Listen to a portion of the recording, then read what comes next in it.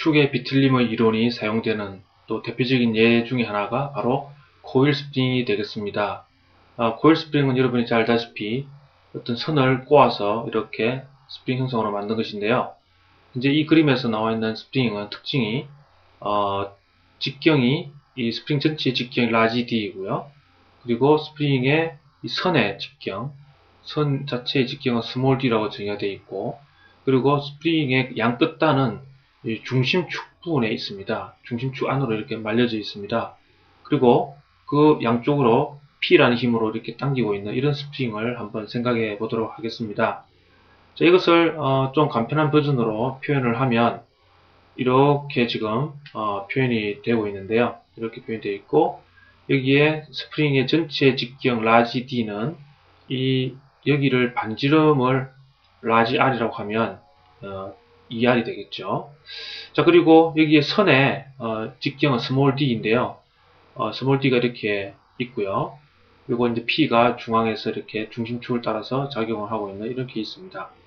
자, 그러면 여기에 가상으로 이렇게 잘라가지고 한번 이 위 파트만 보도록 하겠습니다. 현재 이것은 병행 상태에 있기 때문에 여기를 잘라가지고 이 반만 보더라도 역시 병행 상태에 있어야 되겠죠.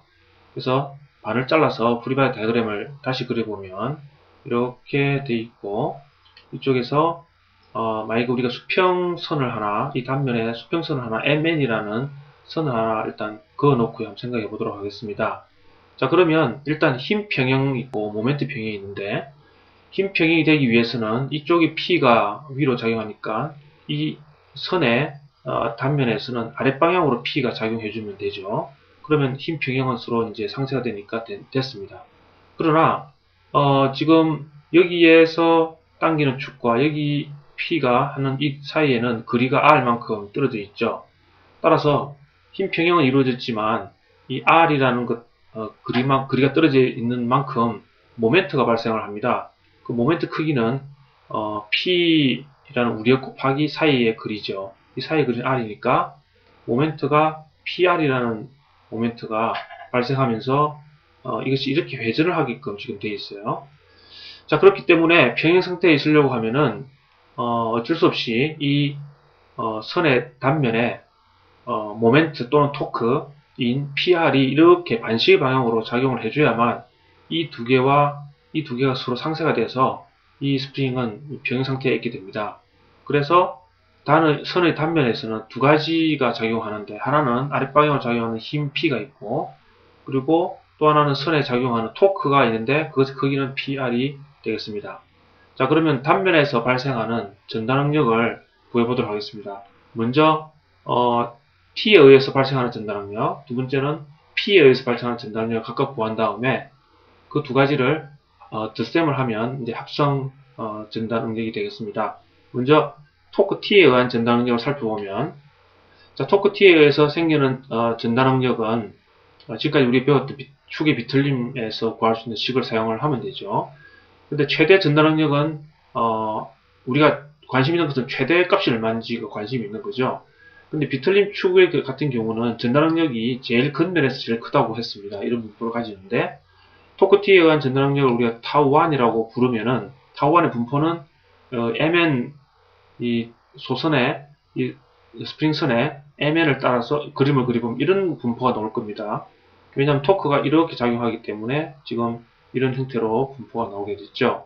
그럴 때 여기에 타우1, 제곱 큰 타우1은 IP분의 T 그리고 R은 2분의 D, 즉 근면이죠. 그래서 T는 PR이고 IP는 32분의 파이 D 사성을 알고 있으니까 이렇게 나옵니다. 자, 그 다음에 하중 P에 의한 전달능력을 보면 사실 이것은 평균 전달능력이라고 볼 수가 있습니다. 자, 그러면 하중 P에 의한 전달능력은 P를 그것의 단면적으로 나누면 됩니다. 자, 그러면 여기 그림을 그려준 것처럼 MN 라인을 따라서 봤을 때 P가 아랫방향으로 이렇게 작용하기 때문에 전달 응력도 아랫방향으로 나타나게 되겠죠. 이것이 타입 2가 되고, 이 타입 2는 P를 그냥 면적으로 나누면 되니까 이렇게 나옵니다. 자, 그러면 이 두 개가 합성이 되죠. 합성이 돼가지고 최종적으로 나오는 합성된 전달 능력은 이 두 개를 합친 것입니다. 여러분이 그림에서 보시다시피 이 그림과 이 그림의 빨간색 부분을 서로 합쳐보십시오. 합쳐보시면 이쪽은 이렇게 아주 타우1과 타우2 합쳐져서 배가가 돼서 아주 길어지죠. 커지죠. 그리고 이쪽에 있는 그 표면에서는 서로 상쇄가 돼서 줄어들게 되죠. 그래서 타우 값이 0이 되는 지점이 센터가 아니라 이렇게 이동이 되는 걸 볼 수가 있습니다. 그래서 타우맥스는 바로 M이 있는 쪽 여기에서 발생을 하는 걸 알 수 있죠. 즉 M이라는 게 어디냐면은 선의 안쪽이죠, 안쪽. 그래서 코일 스프링은 힘을 가해서 당기게 되면 선의 안쪽 부분이 제일 취약한 부분이 됩니다. 만약에 선이 끊어진다 한다면 여기서부터 뭐 크랙이 발생해서 끊어진다든지 그런 일이 생길 가능성이 높아지는 것이죠. 자, 그러면 타우맥스가 우리 관심이 있기 때문에 타우맥스는 바로 이것과 두 개를 합친 거죠. 합쳐보니까 이제 이런 식이 이제 이론적으로 유도가 되었습니다.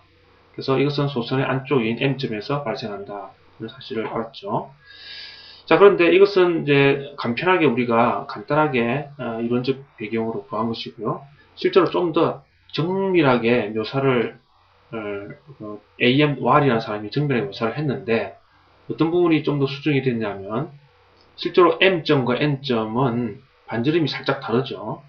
보시다시피 이쪽 안쪽에 있는 부분과 바깥쪽에 있는 부분은 그 직경 스몰 d만큼 차이가 있는 것이죠.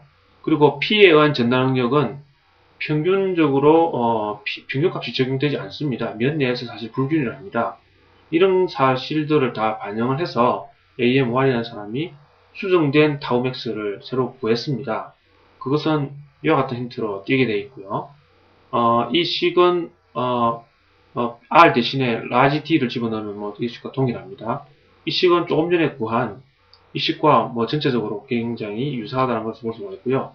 이때 M이라는 파라미터 등장하는데 이 M은 바로 스몰 d분의 라지 D를 M 비율로 잡았습니다. 그래서 이렇게 된다는 것을 되고요. 만약에 어떤 문제에서 이 수정 개수를 활용해서 정확하게 타우 맥스를 구하라 하면 이 식을 활용하면 되겠습니다. 자, 그리고 스프링이 잡아당겨지게 되면 이제 길이가 늘어나죠. 그 길이가 얼만큼 늘어날지를 예측을 계산을 통해서 해보도록 하겠습니다. 현재 스프링의 일부분만 이렇게 지금 보여줬는데요. 그리고 스프링의 중심축이 여기에 이렇게 묘사가 되어 있습니다. 아까 P는 중심축 선상에 있는 거라고 했죠. 그래서 P가 이렇게 안방에 작용하고 있고, 자, 스프링의 길이를 따라서 아주 작은 미소 길이를 하나 이렇게 생각해 보겠습니다. DL이라는 길이를 가지고 있고, 자, 이것은 중심으로부터 R만큼 떨어져 있는 위치에 있죠. 그리고 이 P가 이렇게 R방향으로 잡당기면서 이 미소 요소는 비틀어지면서 비틀린 각이 발생을 하게 되면서 돌아가겠죠. 즉 이렇게 되어 있던 이 선이 비틀려져 가지고 이렇게 돌아갑니다. 그것이 돌아가는 각도가 미소 비틀린 각인 D파이만큼 돌아간다고 일단 하면은 D파이만큼 돌아가면 당연히 이 축에 즉 스프링의 중심축을 따라서 D 델타만큼 아래로 이렇게 내려가는 양이 발생을 하죠. 이게 바로 스프링의 미소 처짐량입니다. 미소로 늘어나는 길이라는 얘기죠. 자, 그러면 이 D 델타를 구하면 우리가 스프링의 전체적으로 늘어나는 길이를 구할 수 있다는 뜻이 되겠습니다. 그래서 우리가 수직 변형량의 양을 나타내는 것을 델타로 하고 비틀린 각을 파이라고 하고 그리고 이 선의 길이를 따라서 DL을 잡았기 때문에 이 선의 전체 길이를 이제 알아야 되는데 선의 전체 길이는 스프링을 쭉 잡아 늘어뜨려서 그 길이를 이렇게 한 줄로 세우면 한 줄을 만들면 이게 길이 L이 되는데 이것은 어떻게 구하느냐면은 한 바퀴 돌 때마다 2파이R이니까요. 근데 그것이 몇 번 감겼느냐 즉 선이 몇 번 감긴 스프링이냐에 따라서 틀리겠죠. 그래서 N을 소선의 감김수라고 정의하면 전체 길이는 2파이 Rn이 되겠습니다. 그리고 재료의 항탄성교수는 G라고 하고 구해보면 미소 길이 DL에 대해서 미소 비틀린 각이 발생을 하는데 D파이는 GIP분의 TL인데 L은 DL이죠. 그리고 T는 PR이라는 걸 알고 있습니다. 자, 그러면 이것을 집어넣고 그 다음에 미소 처짐량, 이 미소 처짐량은 바로 이 값인데요. 이 값은 반지름이 r이고 돌아가는 각도가 d파이니까 대략적으로 r d파이만큼 이렇게 내려가겠죠. r d파이만큼. 그래서 미소 처짐량 d 델타는 r d파이가 되고, 그래서 다 대입을 하면 이렇게 나옵니다. 자, 그러면 이것을 dl이니까요. 전체 길이 l에 대해서 적분을 해주면 되겠죠. 따라서 델타는 다른 것들은 다 상수라서 바깥으로 나오고요. 0부터 2파이 rn 길이까지 dl 해주면 되고, 이것은 그냥 2파이 rn이죠.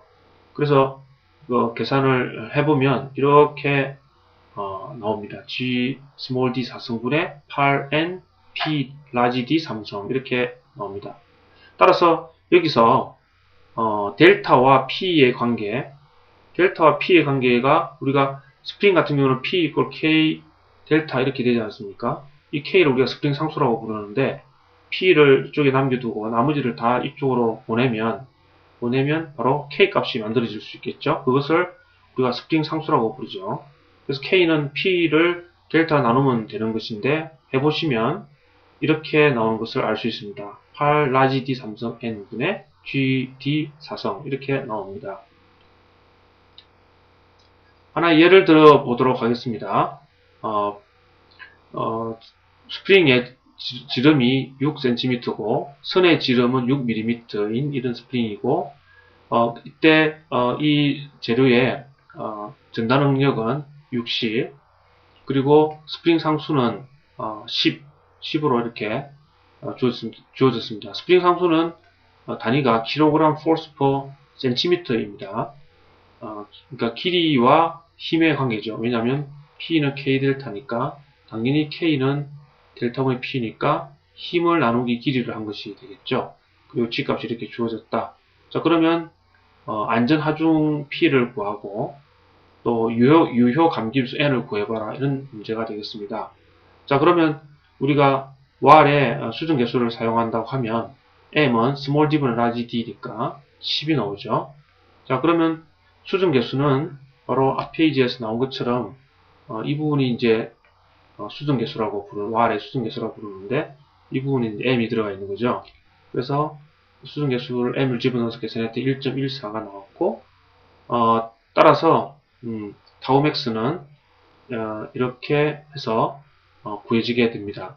자, 그러면 타우 맥스가 나왔기 때문에 안전하중 P를 계산을 할 수가 있습니다. 계산을 하면 이와 같은 식으로 해서 주어진 값들을 다 집어넣으면 74.4 kgforce가 나옵니다. 그리고 스프링 상수는 이와 같이 계산이 된다고 앞에서 조금 전에 설명을 드렸는데요. 마지막 식이 여기에 표시되어 있는 것처럼 이렇게 되어 있죠. 자, 그러면 이렇게 되는데 여기서 n을 남겨두고 나머지를 다 보내면 이렇게 되죠.